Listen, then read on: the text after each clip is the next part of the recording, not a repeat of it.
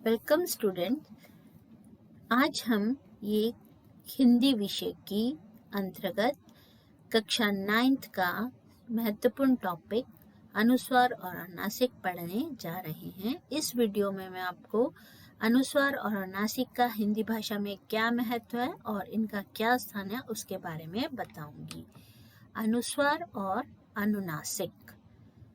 अब हम ये जानते हैं कि हम जिस भी भाषा को पढ़ना चाहते हैं उसके लिए उसके वर्णों को जानना हमारे लिए बहुत आवश्यक है। जैसे अगर हम इंग्लिश भाषा को पढ़ना चाहते हैं तो सबसे पहले हमें उसके अल्फ़ाबेट्स A to Z सीखने पड़ते हैं।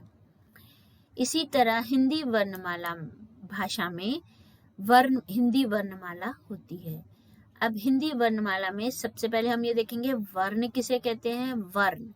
वर्ण वह भाषा की सबसे छोटी इकाई होती है जिसके और टुकड़े नहीं किए जा सकते हैं। अब वर्णमाला वर्णों के व्यवस्थित एवं क्रमबद्ध रूप को हम वर्णमाला कहते हैं। हिंदी वर्णमाला के 2 भाग किए गए हैं, स्वर और व्यंजन। यहाँ पर स्वरों की संख्या 11 है और व्यंजनों की संख्या 33। यहाँ संयुक्त व्यंजन 4, अनुस्वार और चंद्रबिंदु 1, विसर्ग 1 और द्विगुण व्यंजन 2 हैं। हिंदी वर्णमाला में कुल मिलाकर 52 वर्ण होते हैं। अब हम ये देख रहे हैं कि वर्णमाला को 2 भागों में बांटा गया है। अब ये स्वर और व्यंजन में क्या अंतर है हम ये पढ़ेंगे।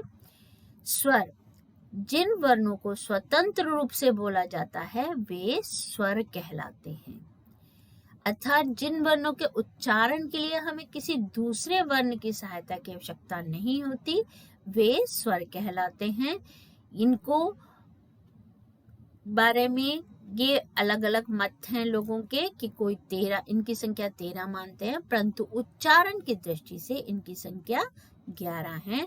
जैसे आ, ई, उ, री, ए, ओ, औ।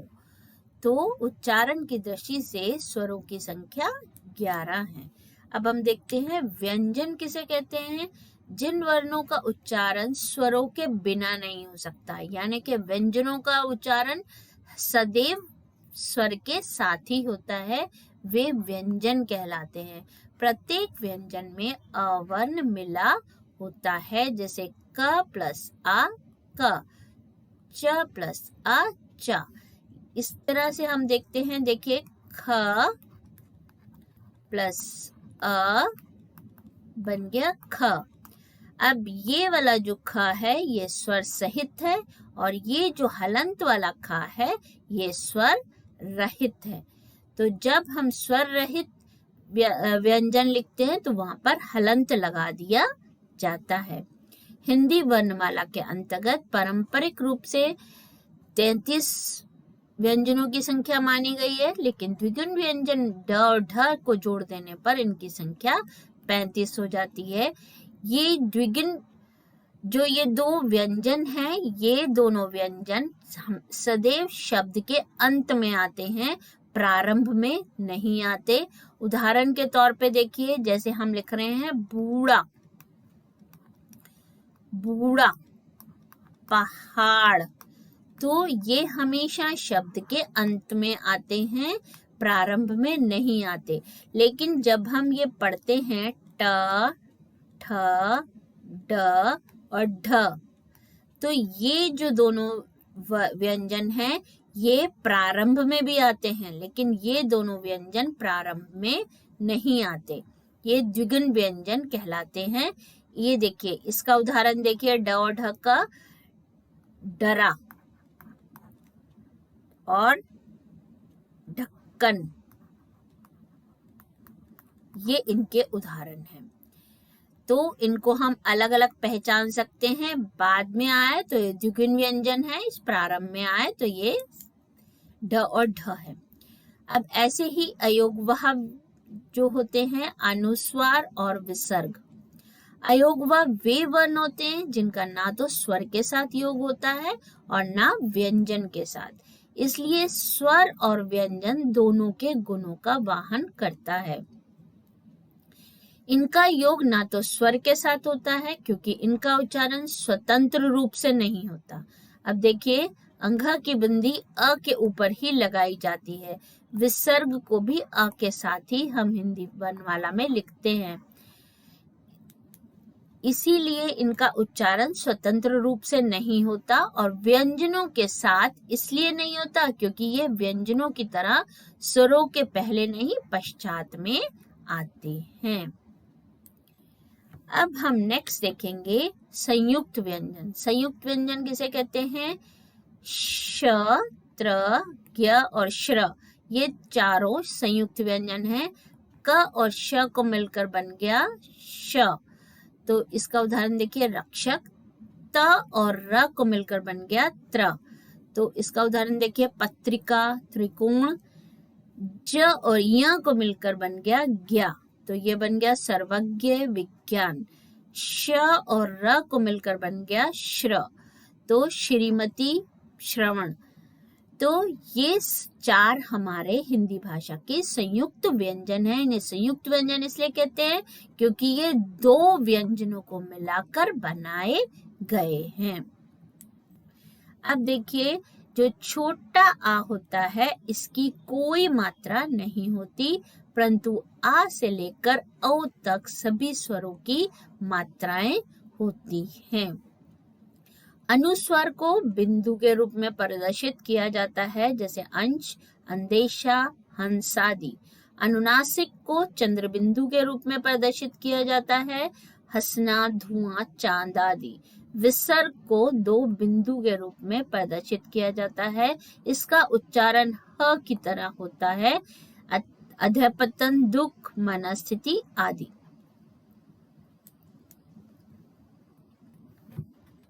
नेक्स्ट हम इसके उदाहरण देख रहे हैं अनुस्वार के। पंकज अपने मामा के साथ बंगाल गया, वहां वह गंगा में नहाया, पानी में बहुत हंस थे, उसने कई लंगूर देखे, लंगूर अंगूर खा रहे थे, बीच बीच में वे अपने दंत भी दिखा रहे थे, पंडित जी पूजा कर रहे थे, मंदिर में 2 घंटे बज रहे थे, शंखनाद हो रहा था, चंपा के फूलों की खुशबू पूरे मंदिर को महका रही थी। ये अब हम सब देख रहे हैं, ये जो बिंदु वाले पद हैं ये सब हमारे अनुस्वार वाले शब्द हैं। तो अब हम देखेंगे अनुस्वार का जो उच्चारण है, ये मुख अंग की ध्वनि मुख से निकलती है। हिंदी में लिखते समय इसका प्रयोग शिरोरेखा के ऊपर बिंदु लगाकर किया जाता है। शिरोरेखा किसे कहते हैं? किसी भी शब्द के ऊपर जो ये हम रेखा खींचते हैं, लाइन बनाते हैं, ये हमारी शिरोरेखा है। शिरोरेखा,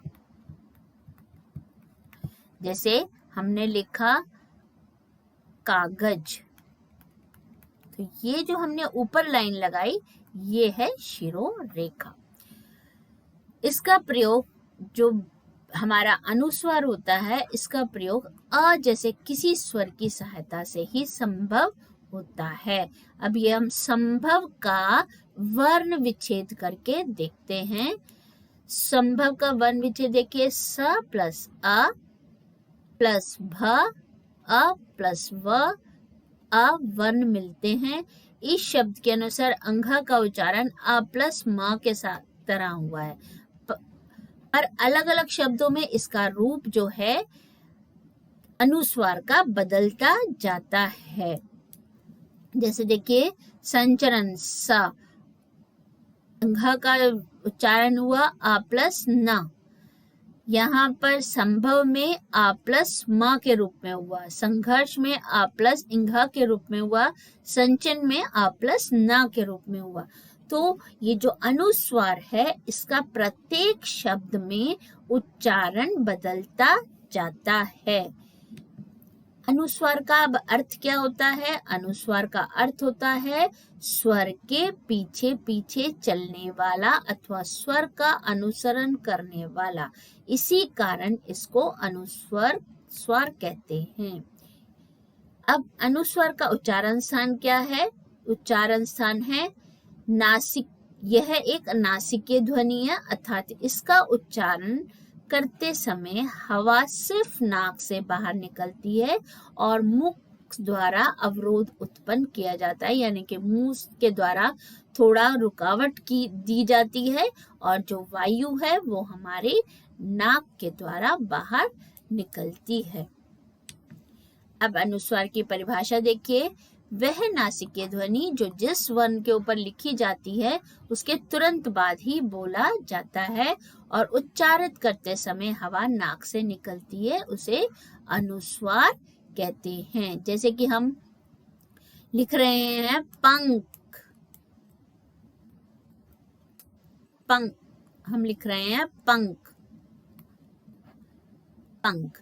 अब यहाँ पर ये जो है लिखा तो प के ऊपर गया है, लेकिन इसको जब हम इसका वर्ण विच्छेद करेंगे तो ये दूसरे स्थान पर ही आएगा, पंख। और बोलते समय हमारी वायु जो है वो नाक के द्वारा निकलेगी। अब अनुस्वार की लिपि चिन्ह है बिंदु, इसको हम बिंदु के द्वारा प्रदर्शित करते हैं। वास्तव में अनुस्वार का प्रयोग शब्द के आरंभ में ना होकर मध्य या अंत में होता है, यानी कि लिखा चाहिए प्रारंभ में जाए, लेकिन इसका प्रयोग हमेशा मध्य में या अंत में होता है। उच्चारण की दृष्टि से तो इसके विभिन्न रूप होते हैं, जैसे हमने संभव, संचरण, सब में इसके अलग अलग रूप देखे, परंतु इसका लिखित रूप केवल बिंदु के रूप में ही प्रकट किया जाता है। अब हम इसके आगे का अनुस्वार को लिखने के नियम हम नेक्स्ट वीडियो में देखेंगे। Thank you.